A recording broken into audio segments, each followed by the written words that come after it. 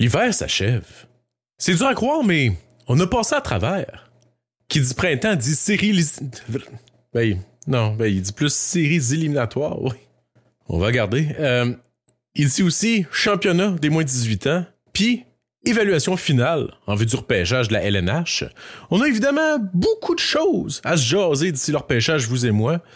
Évidemment, les observations de ces joueurs-là se précisent de plus en plus. Il y a certains joueurs qui ont réussi à augmenter leur cote auprès des observateurs, d'autres qui auront malheureusement pas su dissiper tous les doutes qu'il y a à leur égard. Puis il y en a d'autres, qui sont tout autant polarisants qu'ils l'étaient. Donc, je vous ai demandé, chers auditeurs, de voter sur ma page Facebook afin de déterminer ça va être quoi le sujet de l'épisode d'aujourd'hui. Puis vous avez voté pour ce que j'appelais la montée pas d'allure. Autrement dit, les joueurs qui ont monté sur les listes au cours des dernières semaines. Fait qu'aujourd'hui, il va être entre autres question d'Anton Frondel, Brady Martin, Jack Nesbitt, du phénomène russe de l'heure, l'attaquant de 6 pieds 5 Danil Prokhorov, qui s'est d'ailleurs ramassé 12e sur la liste de Grant McCagg, puis 17e sur la liste de Corey Pronman, si je me souviens bien. À 6 pieds 5 pouces, au jeu robuste, puis au lancer des ligues majeures, Prokhorov coche beaucoup de cases qui résonnent généralement très fort dans mon cœur, mais aura-t-il su me charmer? Je vous parle également de Max Senishka, défenseur droitier de 6 pieds 4, qui a fait le saut en WHL puis qui grimpe les listes depuis quand même un certain temps, ainsi que de Tyler Hopkins, centre de 6 pieds 1 de la OHL, qui me plaît énormément et qui devrait monter encore sur les listes d'ici la fin de la saison si Kingston fait une bonne run en série. Puis là, tac, à vous avoir au bout du fil, je vais vous parler de Riker Lee de la USHL, un joueur que, ça fait un bout que je vous dis que je vais vous en parler. Je pense que je l'ai jamais fait. C'est aujourd'hui que ça se passe. À mon avis, un des joueurs les plus talentueux de la QV, mais qui a peut-être certains drapeaux rouges qui expliquent pourquoi on en parle peu. Puis je reviens sur mes petites loupes. Puis si vous savez pas c'est quoi mes petites loupes, j'explique tout ça à la fin, là, vous allez voir. Puis en plus, je vous name drop une dizaine d'autres noms à surveiller d'ici la fin de l'année, à la fin de l'épisode. Bref, gros épisode en vue, encore une fois. Puis c'est pas encore l'épisode, je veux juste mettre ça au clair, c'est pas encore l'épisode où c'est que j'invite la médium roteuse à se prononcer sur les joueurs, mais ça va venir, soyez patients s'il vous plaît. Mais aujourd'hui, ça va être complètement dingo quand même. DJ, parle la toune!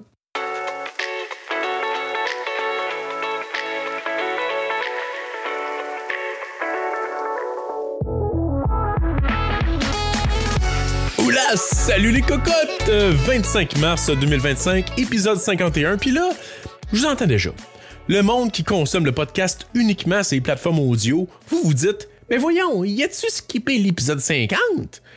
Non, l'épisode 50 a été publié, mais seulement sur YouTube, puis malheureusement pas sur les autres plateformes. En fait, la raison est simple. Premièrement, c'est un épisode qui avait été enregistré en vidéo avec nos jeunes faces d'ange, puis il y avait également des vidéos de highlights des joueurs de qui qu'on parlait. Bref, beaucoup de fantaisie, fait que je voulais partager ça de manière seulement vidéo.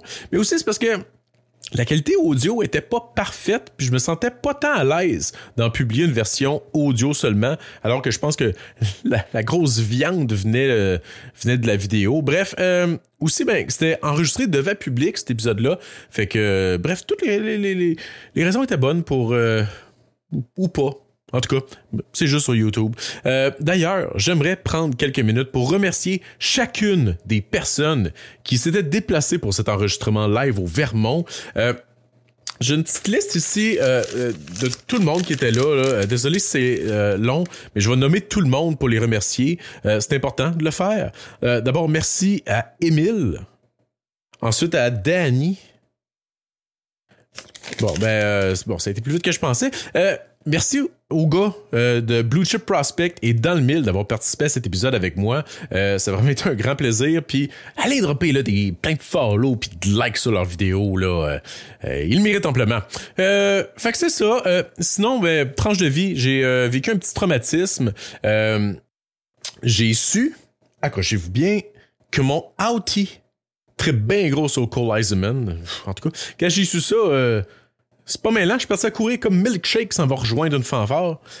Désolé si vous n'avez pas compris. Écoutez la série Severance, c'est tout ce que je vais vous dire.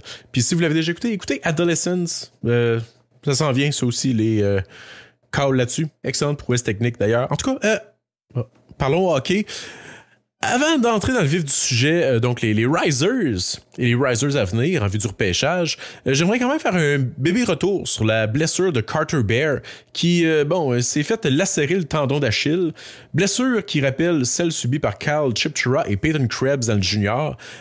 Évidemment, difficile de garantir un parallèle entre la carrière de ces gars-là qui n'auront pas su remplir les attentes, on va se le dire, et l'avenir de Carter Bear. Autrement dit, on ne pourra jamais savoir si c'est réellement cette blessure-là ou non qui a fait en sorte que Krebs et Chipchura seront jamais devenus les joueurs espérés. Krebs, en tout cas, c'est pas fini encore, mais ça regarde pas bien. Mais faut pas trop partir en peur, parce que de l'autre côté, il y a des gars comme Erik Karlsson qui ont subi la même blessure. Karlsson, c'est arrivé déjà il y a une douzaine d'années dans la LNH grâce à Matt Cook. Puis Karlsson, il s'en est pleinement remis. Il y en a qui diront qu'il n'a jamais eu la même mobilité par la suite, mais il a connu ses plus grosses saisons après cette blessure-là. Mais c'est ça, ça reste une blessure excessivement grave, ce que Bear a eu. Possiblement une des pires blessures que tu peux avoir dans le sport. Type de blessure qui a mis fin à la carrière de plusieurs athlètes professionnels dans divers sports en raison des limitations que ça apporte. Parce que c'est ça, on associe souvent cette blessure-là à une perte de mobilité et d'explosion dans les mouvements. On s'en sert en fait quand on pousse et tout ça. Sur toute réserve, toutefois, je pense que dans le hockey, c'est un petit peu moins pire, vu la nature des mouvements comparés, mettons, au football ou au basket, où les joueurs vont plus sauter. Mais tu as quand même besoin de pousser au hockey, on s'entend, sauf que je crois, sur toute réserve, que la récupération se fait un petit peu mieux dans ce sport-là que, mettons, basket ou football, ou peut-être même soccer. Mais aussi, je pense qu'un des facteurs qui fait en sorte que ça, c'est que généralement au hockey, contrairement aux autres sports, c'est des lacérations et non des déchirures tout croche. Je suis pas médecin, mais j'imagine que la récupération se fait mieux quand c'est une coupure. Donc bref, on va voir. On peut pas se prononcer.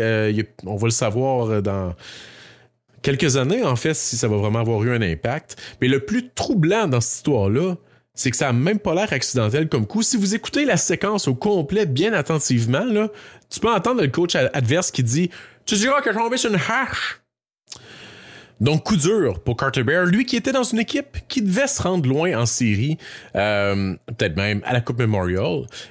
Puis, ça aurait pu le faire monter encore plus dans les classements. À la place, on peut peut-être s'attendre à ce qu'il chute de quelques rangs vu la nature de sa blessure, puis de l'historique des joueurs qui ont sous-performé suite à cette blessure-là. Je vous rappelle Chipchura, Krebs et compagnie. Mais je vous pose la question, parce que je sais que c'est un favori du public. Écrivez en commentaire, vous le prendriez à quel rang environ Carter Bear? Mettons qu'il glisse autour de 15-18, est-ce qu'on saute là-dessus ou on attend plus autour de 20-25, mettons? Dites-moi là en commentaire c'est quoi votre range pour Carter Bear. Maintenant, place au sujet principal. Les joueurs en montée pas d'allure. Je vais pas parler de Caleb Desnoyers pour l'instant. Je pense que c'est déjà clair qu'il est haut dans pas mal toutes les listes. Mais aussi, c'est parce que je l'ai vu live il y a quelques semaines, puis je retourne le voir live la semaine prochaine.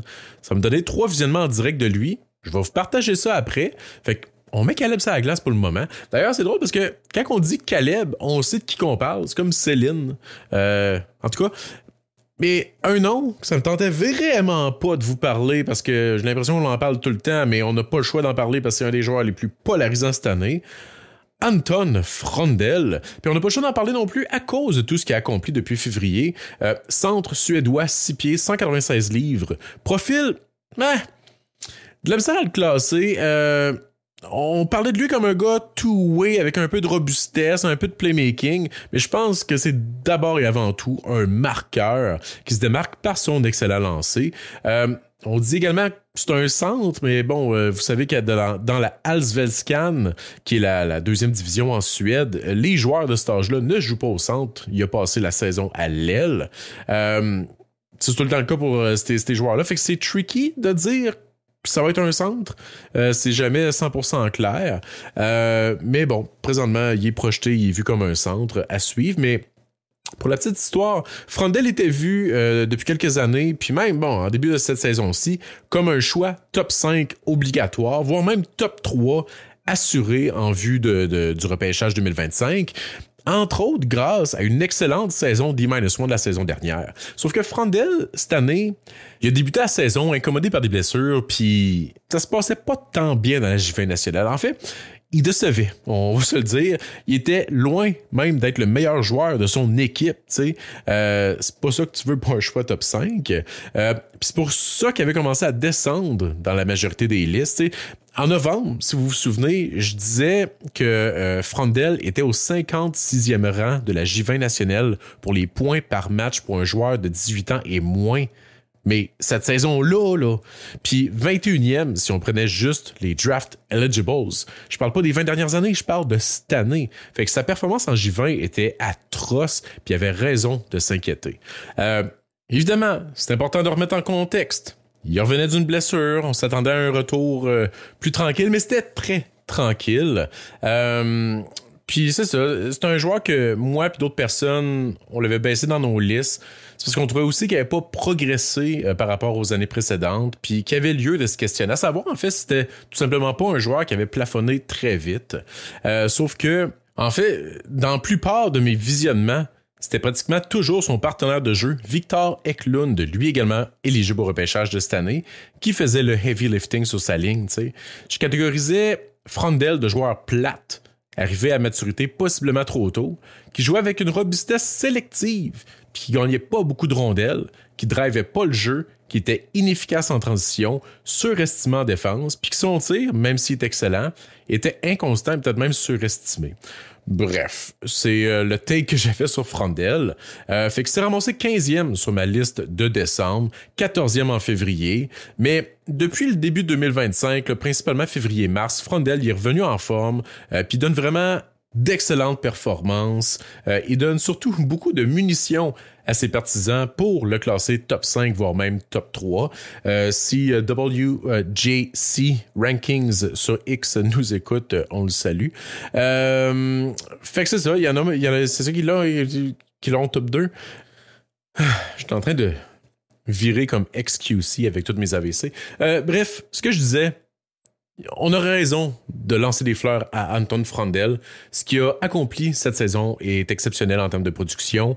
Il est devenu le joueur draft eligible de 17 ans, donc on exclut les late, avec la meilleure moyenne de points par match de l'histoire de la Allsvenskan, devant William Nylander et quand même loin devant David Pasternak, Philippe Forsberg et Jacob Delarose.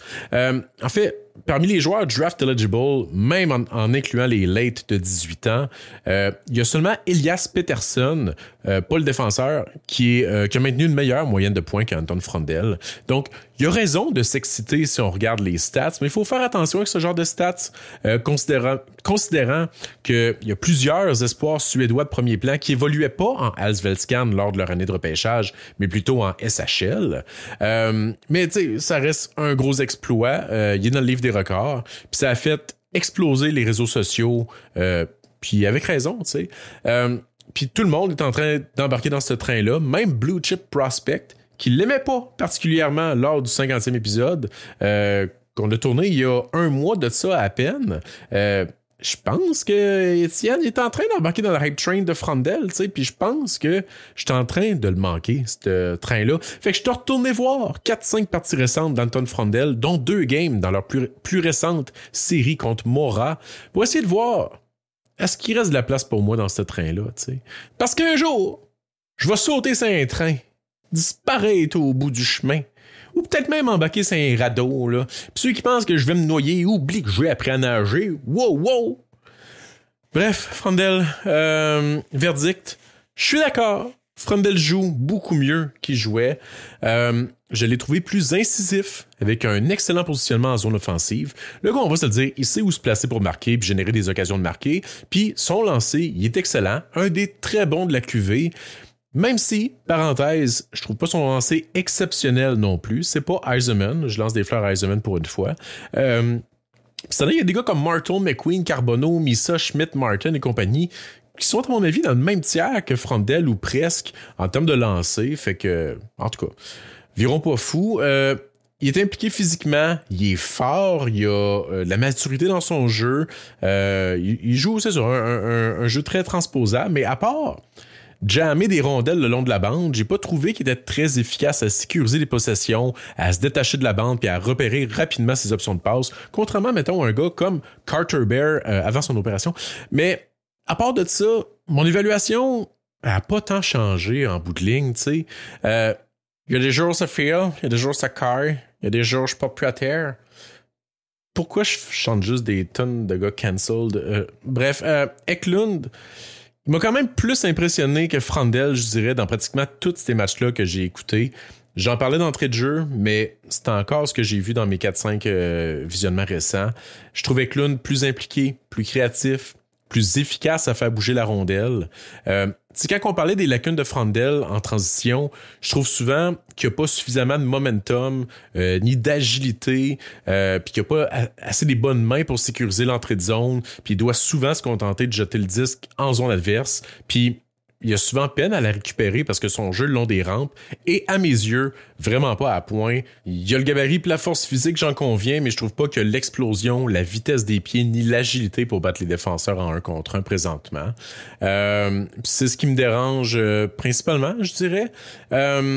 Puis je trouve aussi quand il passe la rondelle en transition, je l'ai souvent vu faire des passes d'un patin à un coéquipier en mouvement. C'est quand même alarmant à cet âge-là, tu sais. La plupart des chiffres, je trouve pas que c'est un facteur sur la glace, mais puis tu sais, je comprends, c'est contre des messieurs en Allsvenskan, mais maudit, il réussit tout le temps à marquer le gros but, tu sais, fait que faut y donner.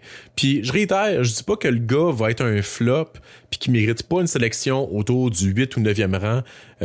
Peut-être même 5-6e, je pourrais comprendre et justifier le choix. Je pense que Frandel projette très bien dans un milieu d'alignement. Un gars de 50 points, peut-être quelques saisons à 70 points, peut-être un gars de 30-35 buts dans ses meilleurs moments.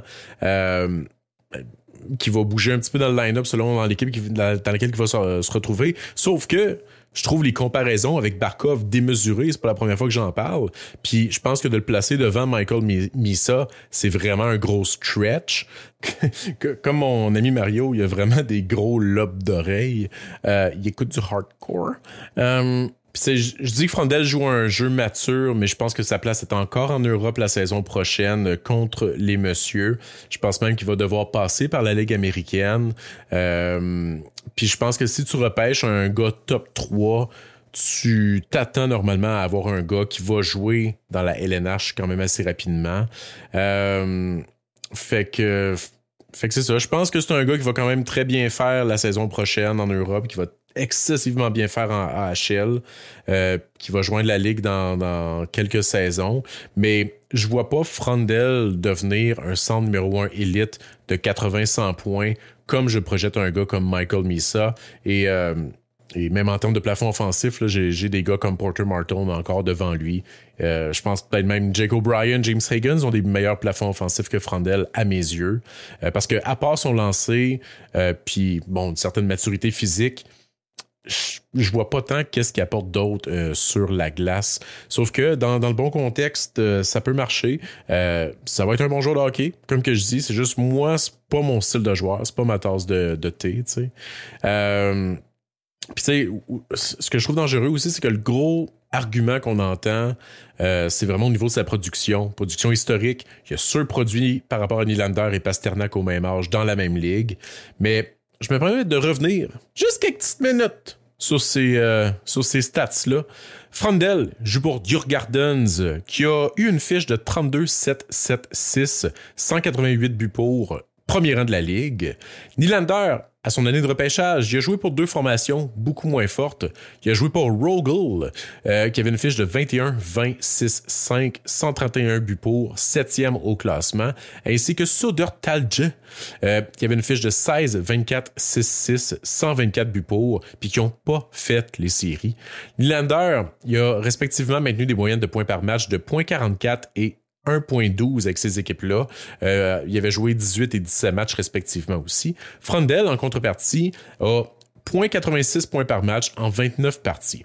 Fait que j'ai pas le temps de glace de chacun des joueurs parce que, bon, évidemment, faut toujours remettre ça idéalement sur 60 minutes, mais je pense que c'est pas farfelu de penser que Nylander aurait eu une moyenne au moins égale, possiblement même supérieure à celle de Frandel s'il avait évolué dans un scénario similaire. Frandel, ben, il y a beaucoup de temps de glace en ce moment, beaucoup de temps de glace sur l'avantage numérique également.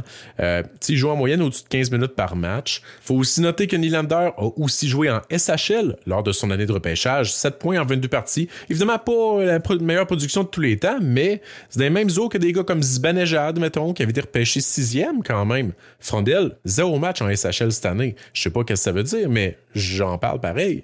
Puis, oublions 2 secondes à quel point Nylander est présentement rendu élite. Là. Alors, remettons-nous des bobettes du repêchage. Nylander, il avait sorti 8e lors de son année de draft, pas 2e. Là.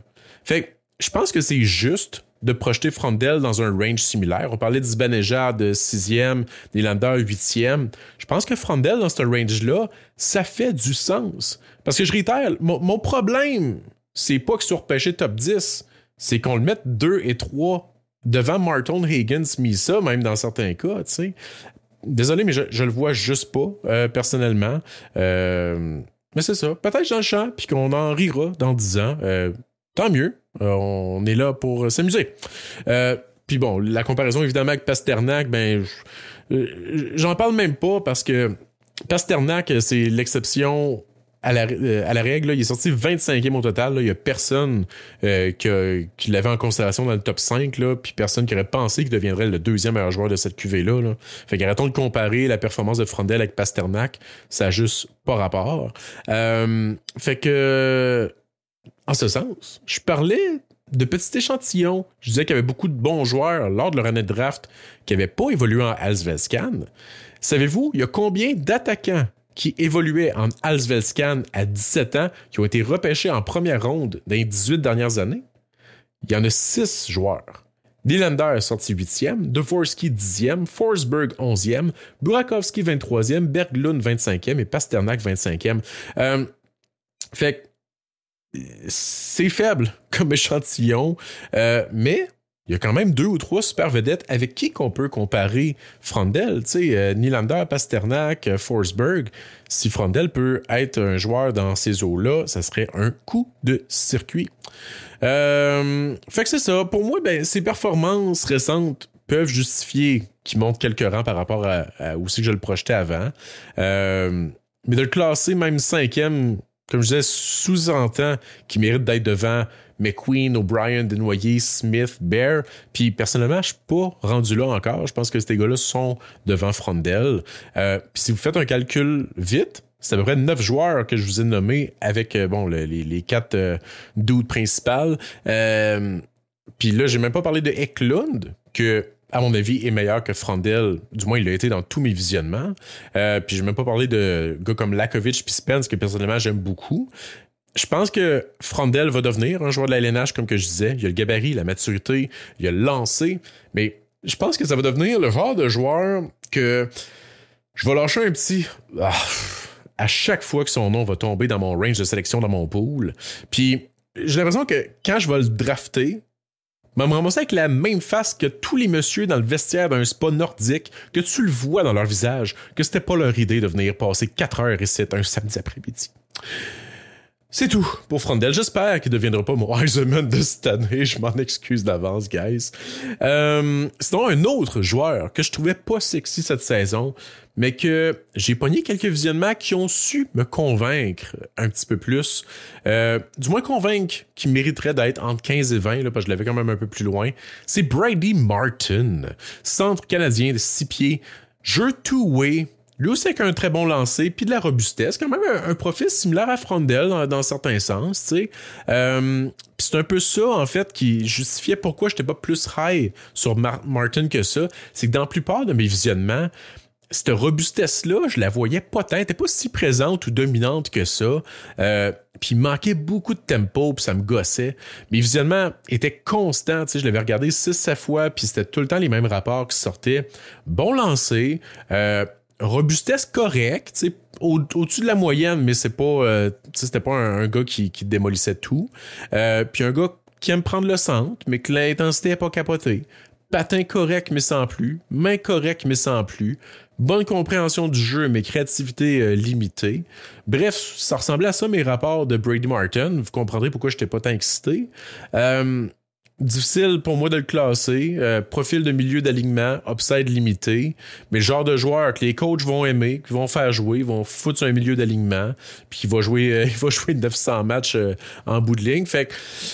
Mais là, j'ai pogné une game où je pense que ça a cliqué puis ça commence à prendre tout son sens. Il était engagé énormément physiquement. Il a gagné beaucoup de rondelles également. Tu sais, je parlais Frondel, joue physique, gagne pas beaucoup de puck.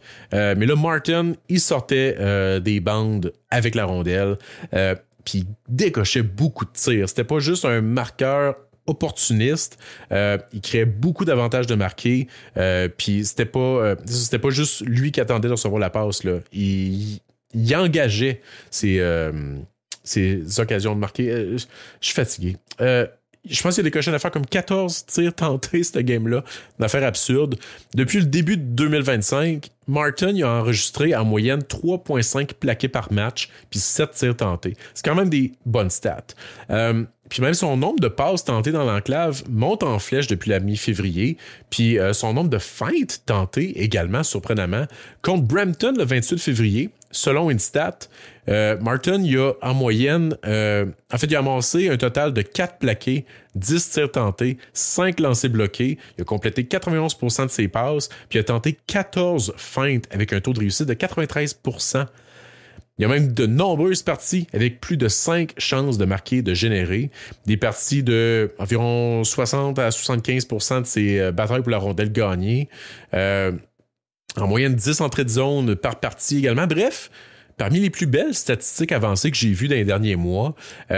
Puis il passe le test de l'œil aussi. C'est pas juste les statistiques. J'ai trouvé bien meilleur que plus tôt en saison. J'ai trouvé qu'il était un facteur dans la game. Évidemment, je pense toujours pas qu'il va être un centre de premier trio dans une grosse formation. Je pense que sa chaise projetée et centre de luxe de troisième trio, je le verrais devenir un excellent centre two-way complet, robuste, marqueur de deuxième trio. Un gars que tu peux utiliser même sur une première vague d'avantages numériques sur le bumper. Comparaison, on entend tout le temps Bo Horvat. Je déteste pas ça. Puis, en ce sens, je serais vraiment pas surpris de le voir sortir en 10 et 15 lors du repêchage. C'est un centre qui coche beaucoup de cases.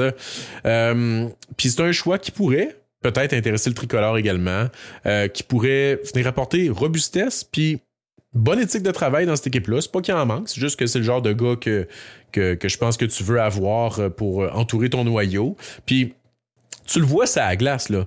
Tu sais, il y a un gars qui le narguait l'autre fois, là, puis il a traversé tous les défenseurs, puis il est allé y demander. Je sais pas qu'est-ce qu'il a demandé, mais en tout cas, je suis tanné. Le prochain, c'est une suggestion qui nous vient de Scoliose Tremblay sur Facebook. Puis c'est un autre joueur là, qui devrait sortir plus tôt que ce qu'on voit sur les listes publiques. En fait, il commence à monter sur les listes publiques, là. C'est Jack Nesbitt, dont on n'a malheureusement pas parlé comme cible des Canadiens lors du 50e épisode. En fait, Jules l'a proposé, mais bon, j'ai un peu coupé la conversation, puis j'ai rapidement embarqué sur Václav Nestrasil qui m'excite un petit peu plus. En fait, je devrais finir avec Nesbitt entre 35 et 45e là, dans mon classement. Centre, 6 pieds 4, un des bons centres défensifs de cette QV-là, je pense. Un gars qui a certains flashs offensifs, un peu de playmaking, bon lancer, mais qui joue généralement là, un jeu assez simple et plate, je dirais, mais efficace. Un gars qui va se foutre devant le filet, transposable sur un bottom six dans la LNH, mais sans plus. En fait, le seul défaut qui fait qu'il est autour là, du 45e rang là, dans mon classement de février, c'est simplement que le patin est vraiment pas à point. Il est lent, tu sais. C'est plat, j'aimerais vous en parler plus longtemps de Jack Nesbitt. Désolé si vous avez cliqué pensant que j'allais en parler pendant 15 minutes. Mais je pense que tout ça, ça résume quand même bien son profil. Joueur efficace, gros, patin ordinaire, upside très moyen. C'est pas le gars que tu remarques le plus dans une game, mais c'est pas le gars qui va te faire mal non plus. Fait que tu le remarques pas, mais pour les bonnes raisons en même temps, tu sais. il y a du talent, c'est juste que, comme je disais, on dirait des fois qu'il porte un sabot de Denver. Là. Puis il n'y a pas vraiment d'attributs qui le rendent magique, à mon avis, mis à part son 6 pieds 4. Il n'y a rien qui fait qu'il se démarque. Est-ce un futur NHLer? Fort probablement, mais je pense qu'on parle vraiment plus d'un gars de profondeur ici. Mais gros centre, il risque d'avoir sa chance. Puis s'il améliore son patin, ben, il pourrait peut-être devenir un petit peu plus.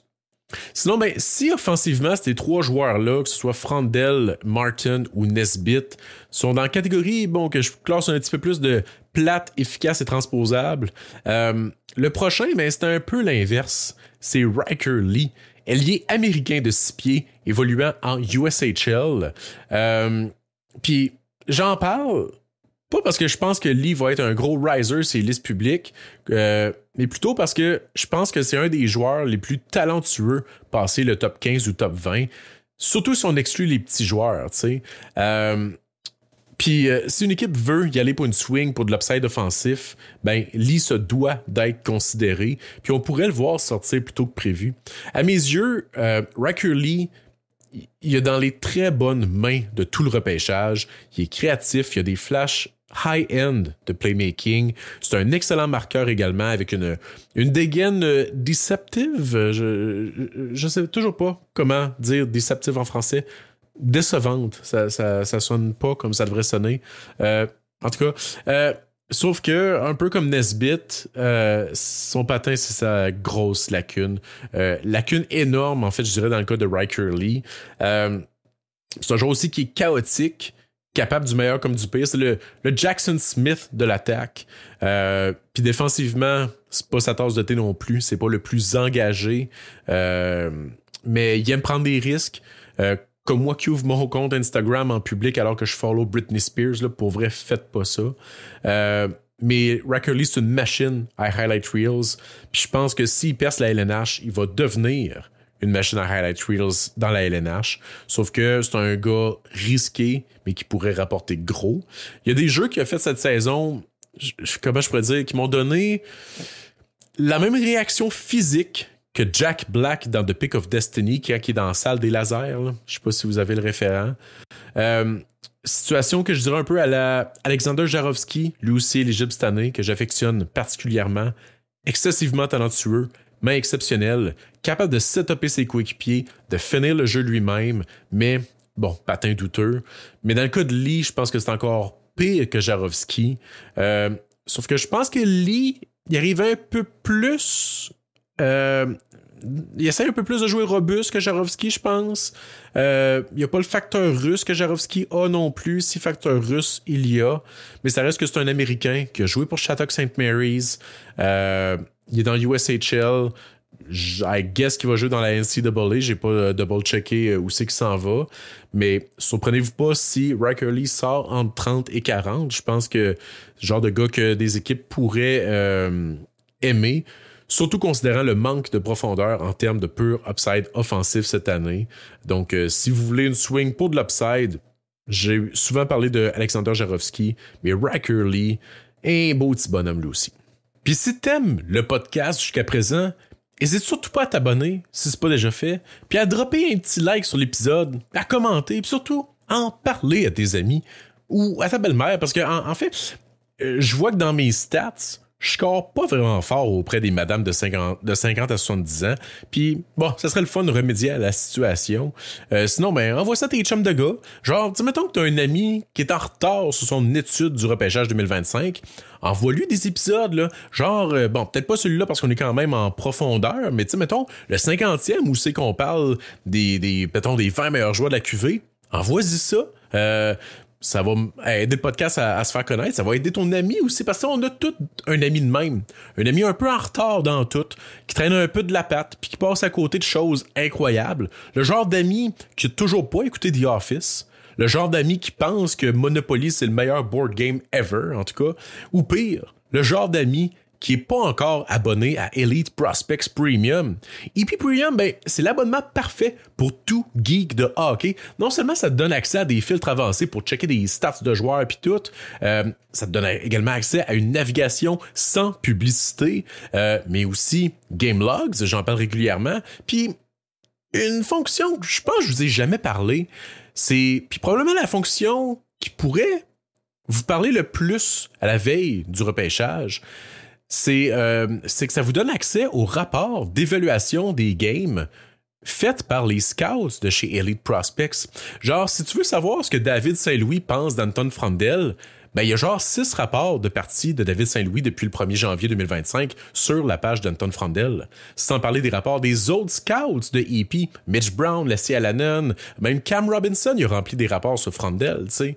Puis là, je te parle de Frandel puis les autres joueurs éligibles au repêchage 2025 de la LNH, mais il y a également des joueurs déjà repêchés qui ont des rapports, puis des joueurs de d'autres repêchages futurs, puis même des joueurs éligibles au repêchage de la CHL, donc repêchage de la LHJMQ, OHL, WHL. Oui, des rapports sur des hockeyeurs de 15 ans. Fait que si t'es toi-même joueur ou parent d'un joueur éligible à un de ces repêchages-là, ou que tu veux déjà prendre l'avance puis suivre la progression de ces joueurs-là sans avoir à te taper des games au complet, ben c'est une source d'information incroyable. Puis je sais de sources très sûres du genre je couche avec cette source-là, puis je vous donne un indice, c'est pas ma femme. Je vois déjà les rumeurs circuler de Daniel G et moi. Mais non, blague à part, je sais de sources très sûres que toute l'équipe d'Elite Prospects met présentement beaucoup d'efforts à remplir le plus de rapports possible, justement en vue de vous offrir le plus de contenu possible. Puis, j'ai parlé de David Saint-Louis, Mitch Brown et compagnie, mais vous allez également trouver sur ce site-là des rapports de Adi Kalakesh, Sebastian High, Lauren Kelly, Daniel G, puis même un autre Québécois, là, Simon quelque chose, là, je sais pas trop c'est qui, mais bref, grosse équipe. Puis tout ça, ben, c'est uniquement accessible via l'abonnement d'Elite Prospects Premium. J'en conviens, c'est pas nécessairement donné cet abonnement-là, surtout dans le contexte économique actuel, mais il n'y a pas de tarif là-dessus, puis avec le code promo BLG30, Elite Prospects t'offre 30% de rabais sur ton abonnement annuel. Toi, t'es content parce que tu sauves 30%. Moi, je suis content parce que je parais bien aux yeux des dirigeants d'Elite Prospects. Puis, Elite Prospects sont contents parce que plus il y a d'abonnements, plus ils peuvent justifier d'investir de l'argent sur cette plateforme-là. Fait que plus il y a de contenu, puis au final, ben c'est toi qui es encore gagnant. T'es doublement gagnant. BLG 30. Fait que, vas-y, fais-le pour toi. Revenons maintenant à nos boutons. Ouais, nos moutons. Il y a un attaquant que je m'attends de voir grimper dans les listes au cours des séries de la OHL puis de percer certains top 32. En tout cas, ben, moi, je le vois dans le range 25 à 35 personnellement. Je pense peut-être pas qu'il va être là dans toutes les listes, mais genre de gars sur qui une équipe pourrait prendre une swing dans ce range-là, je crois, surtout après les séries, comme que je disais, ben, c'est le centre de Spear, Tyler Hopkins, qui évolue pour Kingston. Oh my! Hopkins, ben, bon, c'est pas un joueur nécessairement robuste, mais il coche beaucoup de cases, puis pas mal dans le même moule, je dirais que Eric Nelson, pis ce genre de joueur-là, mettons, là, que j'aime beaucoup, tu sais.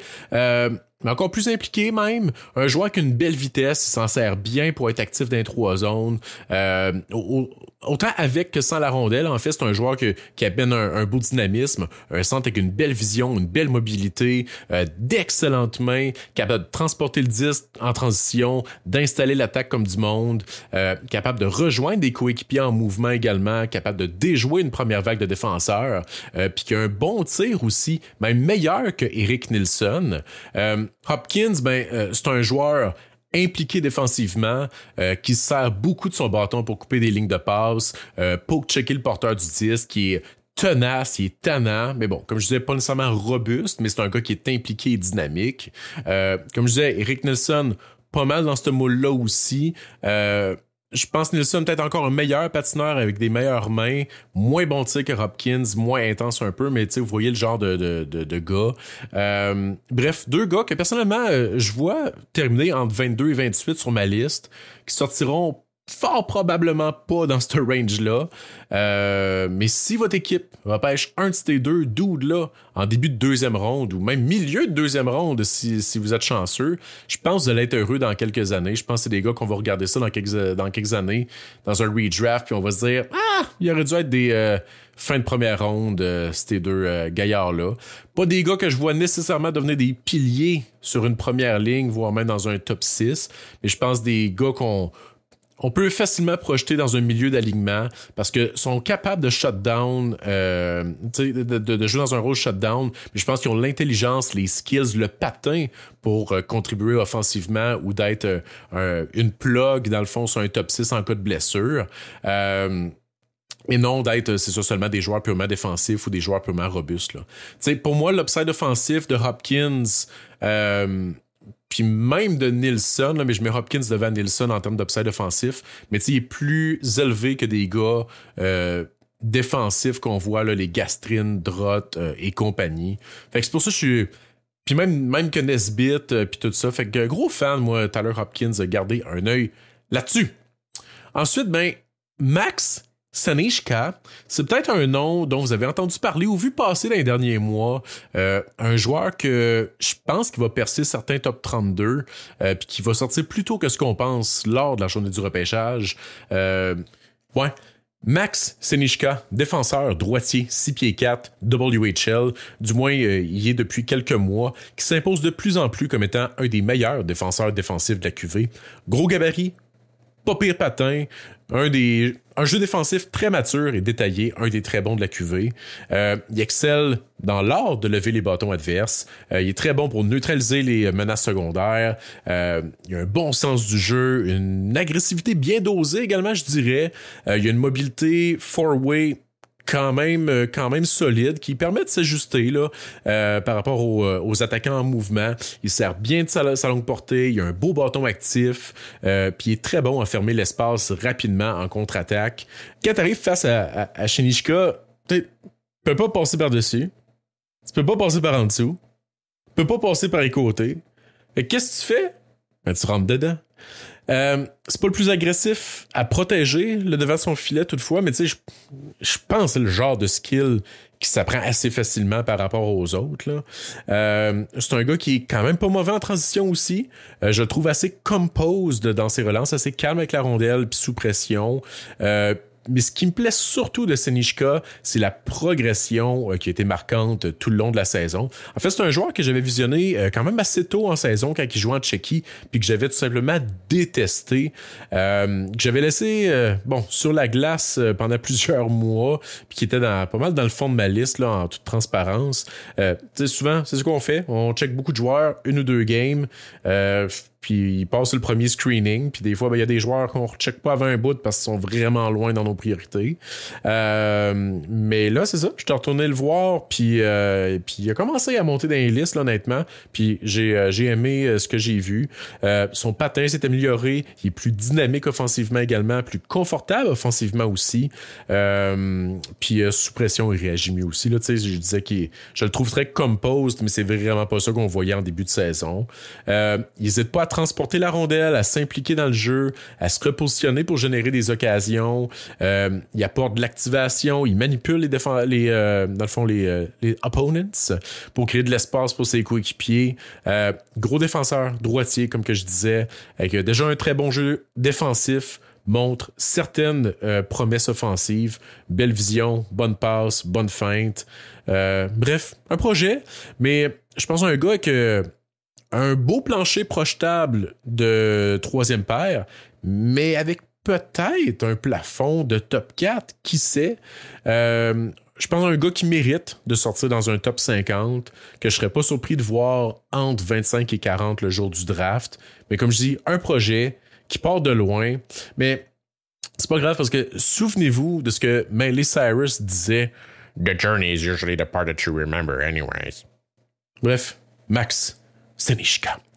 Puis le dernier joueur dont je veux vous parler aujourd'hui, avant de passer à mes petites loupes, je vous rappelle, volet important du podcast aujourd'hui, le dernier joueur que je veux vous parler, c'est un joueur obscur qui a fait couler beaucoup d'encre dans les dernières semaines. Le joueur russe Daniil Prokhorov, classé genre 12e par Grant McCagg, puis 17e par Corey Pronman, me semble. Lui qui était sur aucun top 64 avant il y a 2 semaines, tu sais. C'est qui ce calice-là, Daniil Prokhorov, me direz-vous? Ben, c'est un ailier droit, 6 pieds 6, 6 pieds 5, me semble, 209 livres. Ai-je besoin de vous en dire plus? Oui, ça serait quand même plate comme segment si j'arrêtais ça là. Fait que c'est ça, j'ai écouté Prokhorov. Mais en fait, c'est un gars que j'avais déjà écouté avant que Mekag puis Prandman vire fou. Là. C'est un gars que j'avais autour, moi, du 70e rang en février. C'est un top 44 que j'avais sorti, fait que vous l'avez pas vu, mais il était autour du 70e rang. Puis, tu sais, j'ai échangé un peu avec quelques personnes d'entre vous sur X. Puis ce que je disais, c'est que d'après moi, il devrait se ramasser dans mon top 50 juste à cause du plafond. Mais vous allez voir, il y a quand même des lacunes dans son jeu. Ce qui saute aux yeux, robuste, en fait extrêmement robuste même dans plusieurs de mes visionnements, mais sa qualité première c'est son lancer. C'est vraiment un gars avec une bonne garnotte, que ce soit son wrister, son one-timer. C'est un gars qui tire beaucoup puis qui marque beaucoup. Moi, vous dire ses stats, là, vous allez tout comprendre. 20 buts, 7 passes, 7 saisons, ni plus ni moins.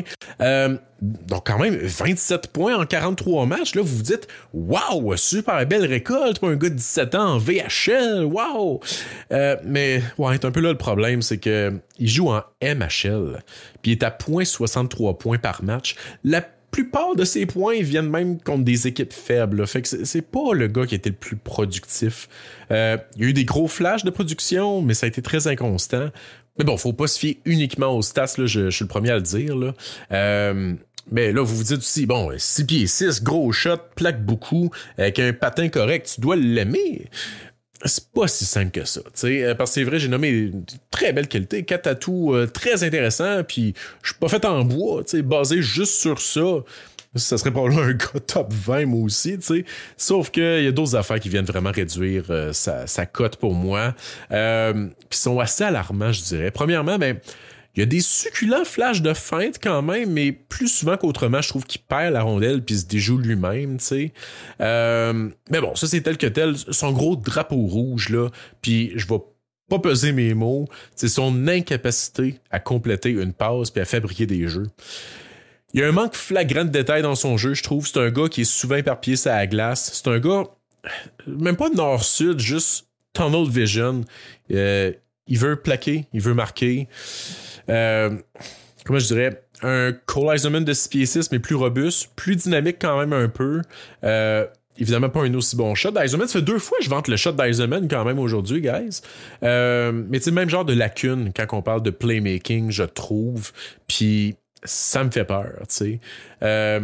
Mais bon, encore une fois, dans une année où qui manque de beaux projets en deuxième ronde puis d'upside offensif, Prokhorov, projet fort intéressant, je crois quand même, parce que il est risqué, mais s'il hit, ça va devenir une brute. Mais en ce moment, avec tous ces facteurs-là, son incapacité à produire un rythme soutenu, même dans la pauvre MHL, malgré son avantage physique également, je pense que le scénario le plus probable pour Prokhorov, c'est qu'il reste en Russie pas mal toute sa carrière. Puis je suis même pas convaincu qu'il pourrait devenir un full-time KHLer, honnêtement, tellement qu'il y a des drapeaux rouges autour de son jeu. Sauf que, s'il hit, ben là, t'as un power forward au plafond très élevé. C'est pas juste un gros plein de soupe, là. Sauf que, tant qu'à swinguer pour Prokhorov, là, dire je vais aller chercher un gros bonhomme qui patine, ben, moi, le projet, je me répète, là, mais c'est Nestrasil, tu sais. Je pense que Nestrasil, il a un meilleur plancher que Prokhorov, simplement parce qu'il est plus transposable sur un 4e trio. Il pense mieux la game. Il y a plus de détails dans son jeu, en fait.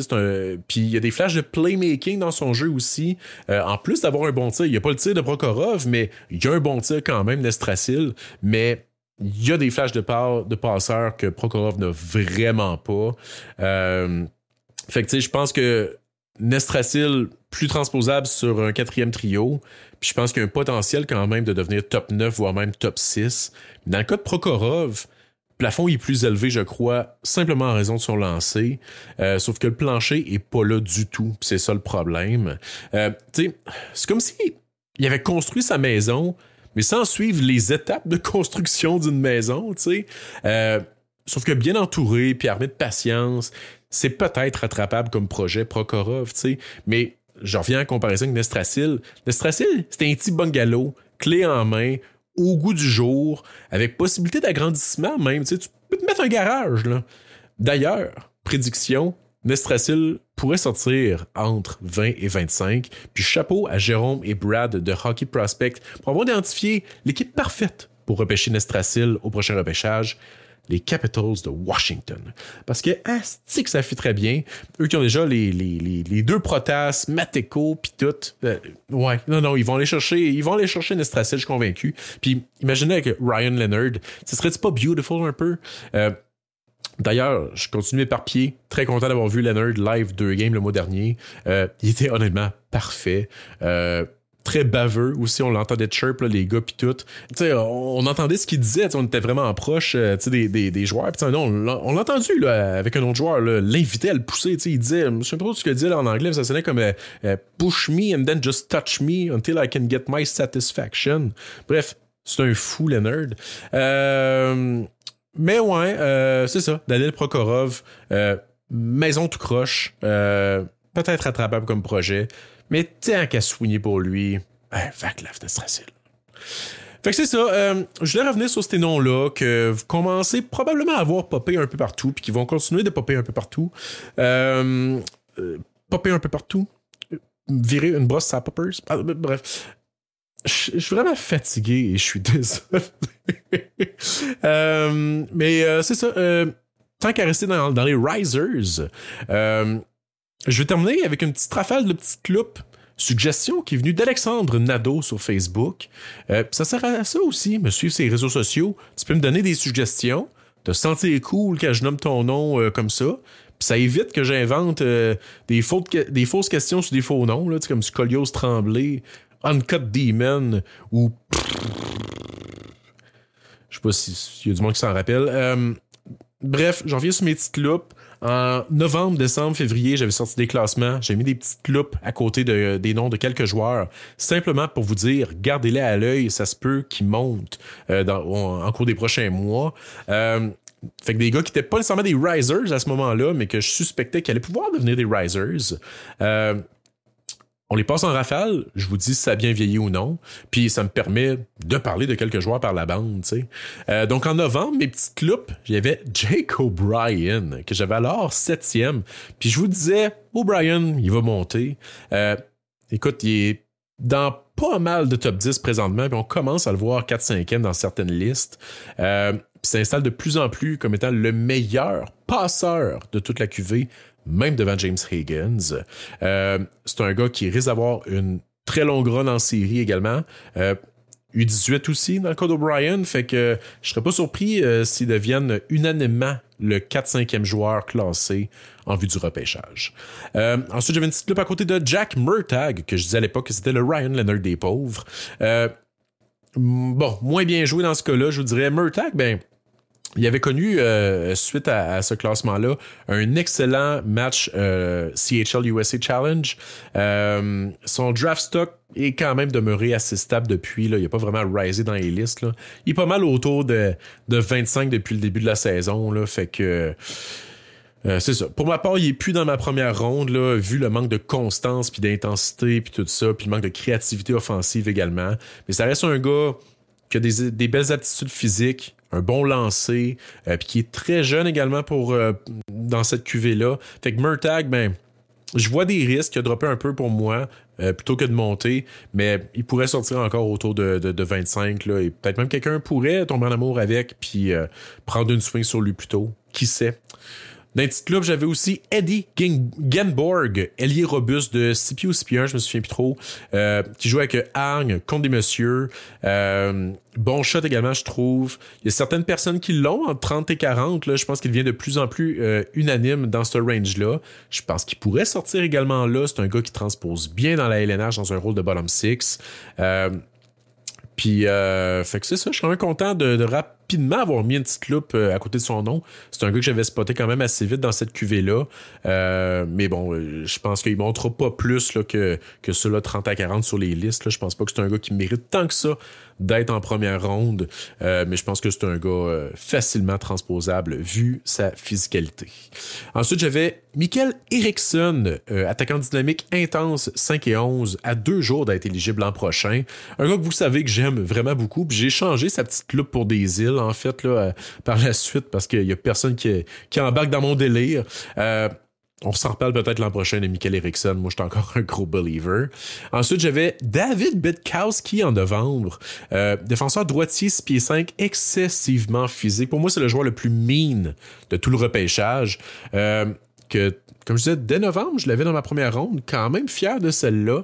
Évidemment, il avait été blessé là, en octobre, fait que visuellement assez limité, mais j'avais beaucoup aimé ce que j'avais vu, même un peu l'an dernier. C'est un gars que, même en pré-saison, il jouait comme si c'était un match de série. Là, pas mal rendu top 40 dans la majorité des listes. Je pense que c'est un gars qui va flirter avec la première ronde, qui pourrait même sortir en fin de première ronde, compte tenu que c'est un droitier de 6 pieds 5. Fait que ouais, joueur que j'adore, puis je suis quand même content. T'sais, en octobre, j'avais sorti une vidéo sur les 20 meilleurs défenseurs droitiers. Il y a une couple de gars que j'avais manqué, comme Senishka et Kettles. Je vous avais parlé de Bitkowski, puis je vous avais dit, il y a beaucoup de hype autour de Radivojevic, puis tous ces gars-là, mais parlons Bitkowski 2 secondes. Puis à date, ça vieillit bien. Il y en a d'autres qui ont moins bien vieilli. On y arrive. Harry Brustevich aussi, c'est un gars que je vous avais parlé dans cette vidéo-là en octobre, puis qui avait une petite loupe dans mon classement de novembre. Défenseur droitier de 6 pieds 3, qui était alors sur ma bubble pour être dans ma première ronde. Puis il est pas mal dans ce range-là partout en ce moment, entre 25-35. Je pense que c'est là qu'il risque de sortir le jour du draft. Je réitère, défenseur droitier, 6 pieds 2, 6 pieds 3, joue pour London. London vont se rendre loin en série. Fort probablement atteindre la Coupe Memorial. Fait que Brustevich va avoir plein de chances de se faire valoir. Puis Cam Allen, en fait, je pense qu'il est suspendu, puis je pense pas qu'il revienne, là, me semble, là, à moins que ça ait changé, puis je suis pas au courant. Fait que Brustevich va continuer d'avoir des grosses missions. Je sais pas qui a joué récemment, ça fait quand même quelques semaines que je l'ai pas regardé, mais ça se peut qu'il se remette à jouer avec Sam Dickinson, puis ça pourrait être très bon pour sa valeur. Puis dans les cas, là, c'est ceux qui ont moins bien vieilli, là, déjà des petites loupes à côté de Victor Pennerborn. Wojtek Sihar, qu'on voit encore là, dans certaines deuxièmes rondes. Puis Tomasz Politin. En fait, Politin, je pense, 40 à 60, ça se pourrait dans son cas. C'est un gars qui est très, très, très transposable, là, qui joue déjà contre des messieurs. Wojtek Sihar, je le vois plus en 3-4e ronde, honnêtement, mais il y en a encore qui l'ont dans leur top 64.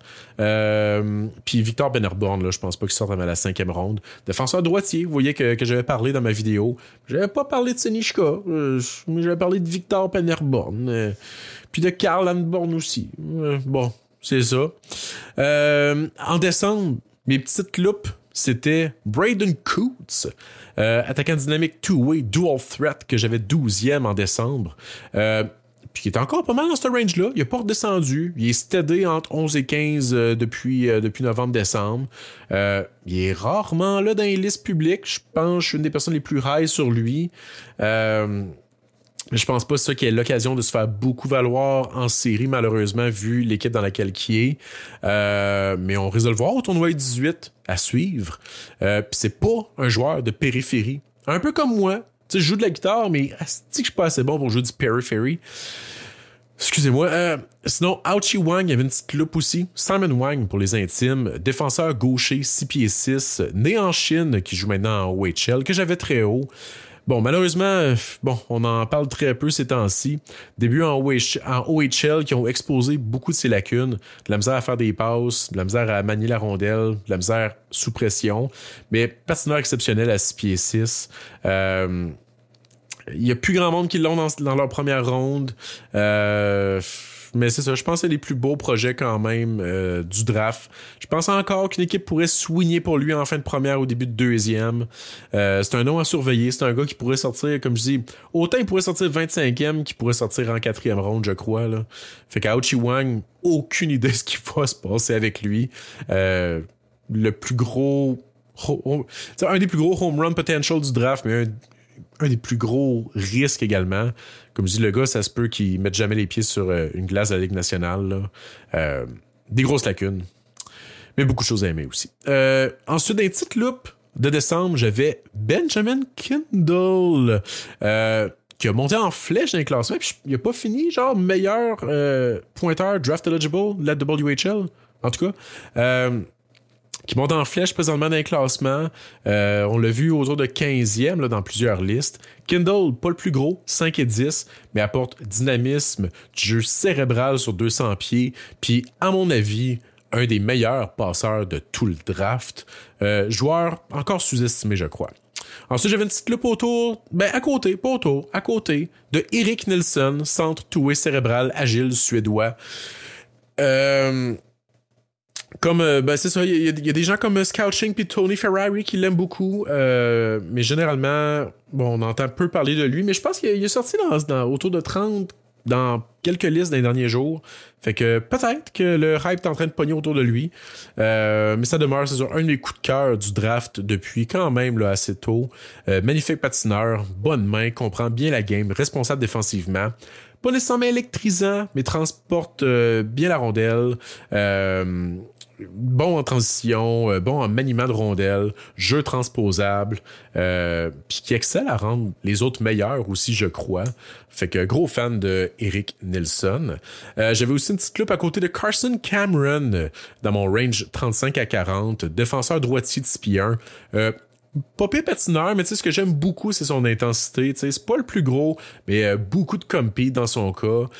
Il joue vraiment pas pour une bonne équipe, fait que je pense que ce genre de gars, l'an prochain, qui va avoir une bien meilleure saison, je crois, puis que dans un redraft, on va voir plus haut.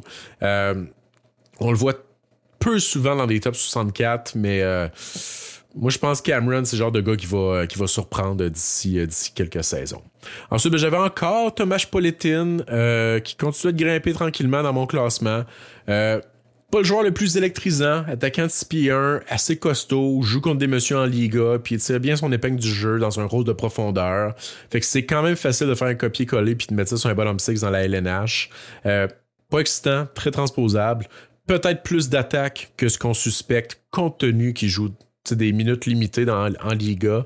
Peut-être que s'il est mis sur un rôle de top 6 en AHL, on va voir un peu plus son talent offensif. Là. Mais Tomáš Politin, là, je suis encore un gros believer. J'avais ensuite Matthew Gard dans mes petites loupes de décembre, centre 6 pieds 4, que j'adore, que je pense pas avoir jamais parlé sur le podcast régulier, mais j'en ai parlé dans un des bonus sur Patreon, si ça vous tente d'écouter ça. Gros centre two-way, robuste, flash de playmaking. Lui aussi, là, hyper transposable comme centre de bottom six. Matthew Gard. Puis j'avais sinon dans les petites loupes qui ont mal vieilli. Jesper Kuta en Finlande. Je pense pas mal mort. Nikita Poltavchuk aussi, défenseur russe. Puis Harry Nancy, gars de soutien de 6 pieds 3 en WHL. Je pense qu'il pourrait jouer lui dans le show. Mais je le vois pas dans les 2 premières rondes, là, Harry Nancy. Mais 3e ronde, je pense que c'est un gars à prendre. Puis qui pourrait là, devenir un fringe NHLer. Là. Sinon, en février, mes petites loupes, j'avais encore Jake O'Brien, que j'avais d'ailleurs 5e, Braden Coots, que j'avais 12e, Keishon Etchison, qui était sur ma bubble de top 20, qu'on commençait à parler de plus en plus, je pense. Là. Mais à ce temps, il est partout, là, entre 15 et 25. Là, c'est rare les gens qui l'ont pas là. Erik Nilsson avait encore sa petite loupe, Bruce Tevich aussi. Puis quelques nouveaux venus. Václav Nestrasil, j'en ai parlé de long en large tantôt. Le bon galop de ce draft-là. Faisait non seulement son apparition dans ma première ronde, mais il y avait sa petite loupe. Puis à part Elite Prospects, personne ne l'avait dans leur top 64. Là. Fait que Master, là, il y a encore du monde, Colin, qui l'ont pas dans leur top 64, là, mais je m'attends d'ici la fin de l'année de le voir là, entre 30 et 50 unanimement, puis je serais vraiment pas surpris comme je disais, de le voir sortir entre 22 puis 25 là. C'est le genre de gars, je pense, qu'une équipe pourrait soigner pour lui. Tu sais, une équipe qui a pogné Dean Letourneau 25e. Nestrasil est bien meilleur que Letourneau à mon avis.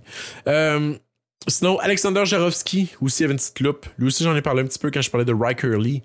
Ailier Spear avec possiblement top 3 des meilleures mains de tout le draft.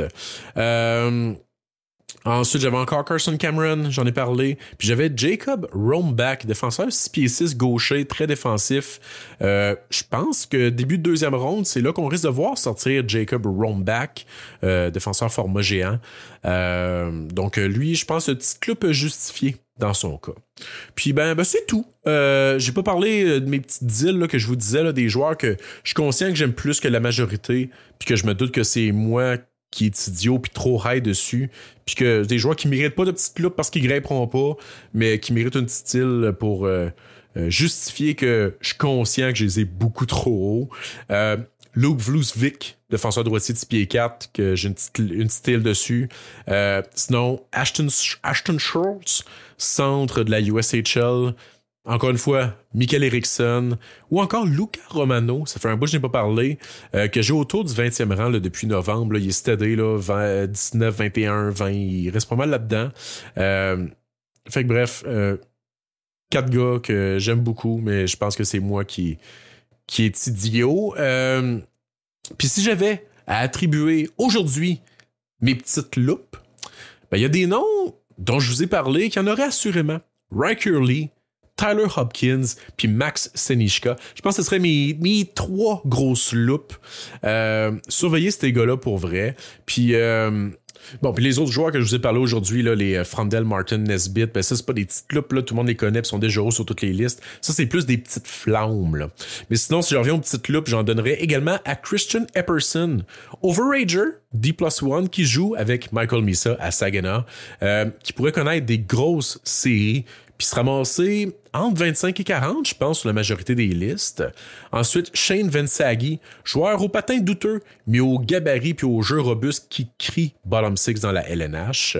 Puis je pense qu'il va sortir quand même assez tôt, Shane Vensagi, début de 2e ronde, fort probablement. Puis évidemment, plusieurs gars de la OHL là, qui méritent d'être gardés à l'œil. Ethan Zata, centre de 6'1", que vous commencez probablement à voir son nom circuler pas mal partout. Gars plus two-way, travaillant, flash de créativité, joueur fort intéressant. Jake Crawford, un autre centre plus défensif, travaillant, 6 pieds 2, 6 pieds 3. Production douteuse, mais qui joue pour une équipe de piste, fait que ça donne ce que ça donne. Mais Crawford, un autre gars hyper transposable dans un rôle de profondeur. Shamar Moses, ailier 6 pieds 1, que je vous parle depuis septembre, en fait, de Shamar Moses. La première fois que j'en ai parlé, c'est quand j'étais allé voir Brampton contre Barrie. Puis c'était, il me semble que c'était début septembre, c'était un match pre-season. Je vous avais parlé de Shamar Moses, mais gardez un œil sur ce gars-là. Depuis qu'il a été échangé à North Bay, joue très bien, utilisé plus dans un rôle offensif. Bref, c'est un gars massif, plus style grinder, pas l'application, mais bon athlète. Puis je pense qu'il y a un shot très sous-estimé, un gros tir pesant. Fait que genre de gars qui pourrait éventuellement se ramasser sur une deuxième vague d'avantages numériques, même si ça devient un grinder de 4e trio, tu sais. Je pense qu'il est capable de marquer un petit peu. Puis sinon, dans le même genre de moule là, de gars un peu plus défensifs ou two-way, Jimmy Lombardi également. Pas le meilleur patin, mais grosse fin de saison. Puis tu sais, des centres two-way impliqués de la OHL. C'est tout le temps bon dans des rondes plus loin. Là. C'est le genre de gars c'est le genre de sélection qui vieillit bien généralement. Sinon, si on quitte un peu la OHL, Mikhail Zverchek, je lui donnerai une petite loupe. Attaquant de 5 et 10 qui évolue en Europe. En J20 national, je le trouvais très, très, très dynamique. En SHL, où c'est qu'il a joué 17 matchs, un peu moins dynamique, mais très travaillant, très combatif, même si il faisait 5 et 10 puis qu'il était évidemment beaucoup plus jeune que les messieurs. Fait que malgré sa taille, je pense, Zverchek, un gars très qui pourrait avoir une chance, je vais le dire comme ça. Sinon, j'en sors un des boulamites, Cooper Simpson, que j'ai probablement pas prononcé le nom depuis le mois d'août. Attaquant que j'avais quand même bien aimé au Linka. Un des bons joueurs de Team USA, me semble. Marqueur créatif, mais complètement désordonné, du moins lors de ce tournoi-là. Puis je vais être franc avec vous, je l'ai pas réécouté depuis le Linka. Il a été blessé longtemps, puis ensuite il a joué en USHS dans les écoles secondaires, où c'est qu'il a torché. Mais je pense que ça pourrait être un sleeper, Cooper Simpson. Puis le dernier, Maddox Laubre, que j'ai peu vu honnêtement. Là, je vais continuer de le checker, mais de ce que j'ai vu, j'ai beaucoup aimé. Hyper talentueux, mais quand même chaotique, je crois. Défenseur 6 pieds 2 qui joue à Victo. Là. Peut-être pas le joueur qui va grimper dans les listes, ni sortir très tôt, vu justement le profil mais je pense que c'est le genre de gars qui pourrait connaître des grosses saisons dans les années à venir dans la Q, puis peut-être devenir un vol, qui sait. Mais c'est ça, je suis convaincu qu'il y en a plusieurs d'entre vous qui l'ont vu jouer plus que moi. Victo n'est pas une équipe que j'ai regardée cette année beaucoup, malheureusement. Fait que écrivez en commentaire qu'est-ce que vous en pensez de notre ami Maddox. Puis aussi que vous le voyez sortir lors de la journée du repêchage. Fait que bref, je pense que ça va être tout pour cette semaine. Puis si ça t'a plu, puis que t'en veux plus, je vais aussi publier aujourd'hui ou demain un 3e épisode bonus sur Patreon dans lequel je vais parler de l'espoir de 6 pieds 2 pouces Aiden Lane qui a terminé la saison dans la OHL avec Brampton, lui qui évoluait pour St. Andrews College. Mais je vais également vous parler du retour au jeu de Roger McQueen, le géant incommodé par les blessures, le gars que je surnommerais Grand Corps Malade si le nom n'était pas déjà pris.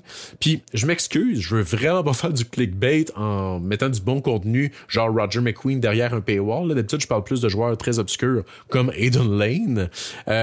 Mais c'était 2 requêtes en fait qui venaient de membres Patreon, donc je mets le contenu sur Patreon, là, c'est tout, là, c'est pas, y a pas de malice là-dedans, je suis pas un fourbe.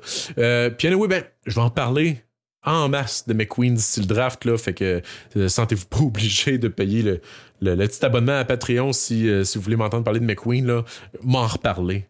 No worry.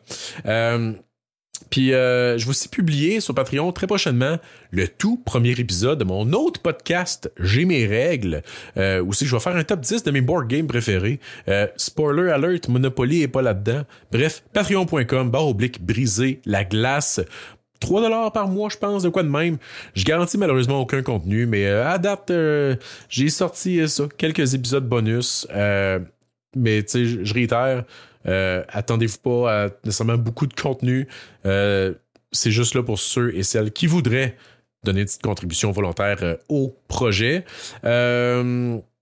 Puis c'est ça, puis c'est pas déjà fait, je vous invite également à me suivre sur les réseaux sociaux, surtout Facebook et X. Je publie des affaires, puis ça me permet d'échanger. J'aime ça, échanger avec vous, c'est là pour ça. Puis je les vois, là, les petits bums, là. Il y en a 2-3 là, qui se promènent avec une petite chaîne en or dans les mains. Puis il y en a d'autres, un peu moins chanceux, avec un couteau. Sur ces belles paroles, on va arrêter ça là. Je pourrais pas mieux finir ça que ça. L'épisode a été, bon, pas si long, quand même été long. Je pensais avoir gardé ça circoncis pour une fois, mais bon, ça n'a pas été le cas. Merci guys, merci pour votre support, je vous aime beaucoup. Bisous dans le cou. À la prochaine.